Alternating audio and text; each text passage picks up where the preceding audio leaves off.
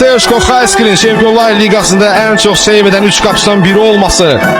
Bəhlul Mustafazadənin son saniyə qoluyla Frankfurtu yığıb play-off'a vəsiqəni gətirməsi,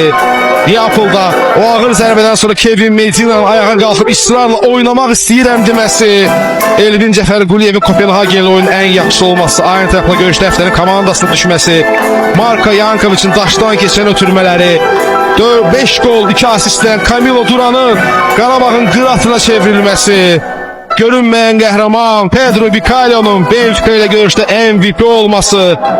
öz mövqeyində qayış kimi olan Mateus Silva'nın həm də 1 gol və 1 asisti,